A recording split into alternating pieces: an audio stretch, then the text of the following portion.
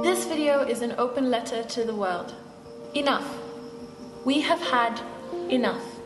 We as Africans are sick and tired of being belittled and overlooked for somebody else's humanitarian agenda. So allow me to make this abundantly clear. Africa is not a country. It is a continent, a big one, with 54 countries and a lot to offer. We could fit North America, China and Europe in our borders and still have space.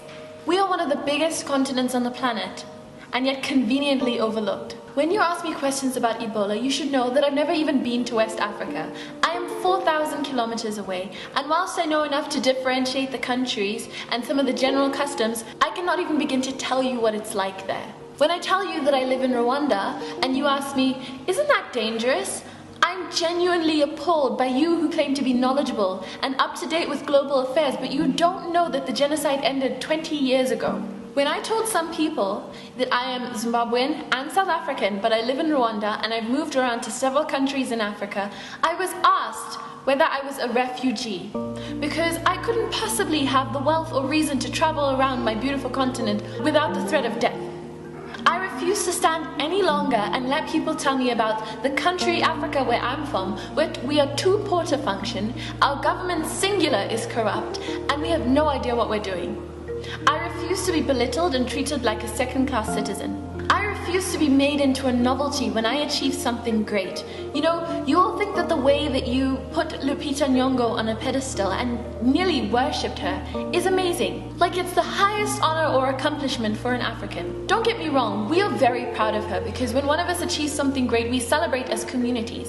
But if you think that you've painted Africa in a positive light through her, you've actually done the opposite. When you make someone an idol like that, it says to us that you are so surprised that an African could achieve something that great, like no one has ever done it before. Our continent is full of amazing and inspiring Africans who are making a difference in their communities. So it's not a surprise to us when one of us succeeds exceptionally. It seems like you think that is all we have to give, and that couldn't be farther from the truth.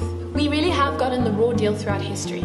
We've been looked down upon, colonized, our resources have been stolen, we've been segregated, subjected to violence, institutionalized racism. We as Africans have accomplished so much. Nelson Mandela, Desmond Tutu, Paul Kagame, Wole Soyinka, Wangari Maathai, Strive Masiyiwa, Chimamanda Adichie, just to name a few. Why can't you see our achievements rather than the single story of poverty and helplessness? So I want you to do a few things for me today. Take a mere 5 minutes out of your day to open Google and look up the map of Africa. Look at the different countries. Learn a little bit about them and the great things that we have achieved. Never address Africa like it's a country again. Next time you refer to a place in Africa, be specific.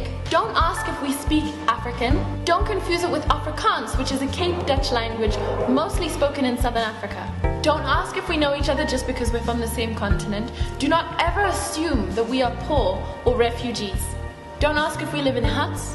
Don't ask if we live amongst wild animals. And remember that we as Africans were performing successful C-sections and brain surgeries thousands of years before European doctors took it upon themselves to wash their hands before surgery so that their patients would stop dying. We have been asking for years to be respected, to little avail.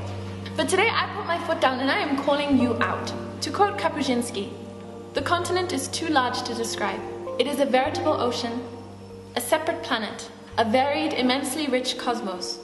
Only with the greatest of simplification can we say Africa. And so I say to you, the rest of the world, that it is time to pay attention to us. We are very quickly overtaking you and we refuse to be overlooked any longer. From Iwani Mawacha. If you want to know more about the points that I've raised in this letter, please follow the link down below. I will also be posting it to my Tumblr page from where you can reblog and share to other people. Thank you for watching this video. Please subscribe to my channel, follow my links down below, share, like and comment. I would love to hear your thoughts. My name is Iwani Mawacha and this is Pepper and Soul, my YouTube channel. And I will see you next time I post a video.